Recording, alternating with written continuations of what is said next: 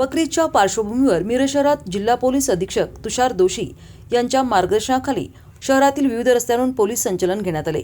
मिरजेत बकरी सण मोठ्या उत्साहात साजरा करण्यात आला। बकरी सणानिमित्त कायदा आणि सुव्यवस्था तसेच शांतता प्रस्थापित राहावी या हेतूने पोलिसांकडून शहरातील विविध मार्गांवरून पोलीस संचलन करण्यात आले।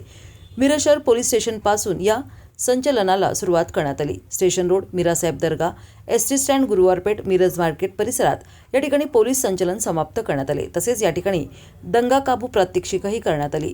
यावेळी अप्पर पोलीस अधीक्षक कल्पना बारोकर, उपविभागीय पोलीस अधिकारी प्रणिल गिरडा, मिरज शहर पोलीस निरीक्षक किरण चौगुले, मिरज ग्रामीण पोलीस निरीक्षक सोमनाथ वाघ, महात्मा गांधी चौक सहाय्यक पोलीस निरीक्षक संदीप शिंदे यांच्यासह मोठ्या संख्येने पोलीस अधिकारी, कर्मचारी आणि होमगार्ड उपस्थित होते।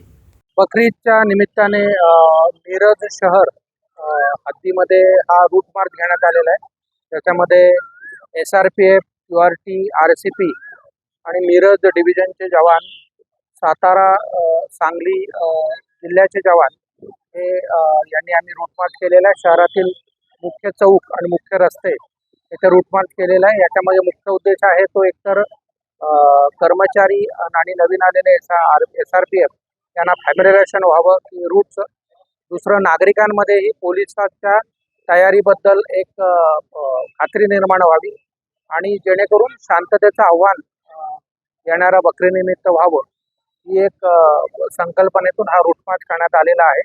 आता या चौकात थांबल्यावर इथे एक डेमो होईल आमचा राईट कंट्रोलचा, जेणेकरून सर्व नागरिकांना पोलिसांचा प्रिपेअर्डनेस दिसेल।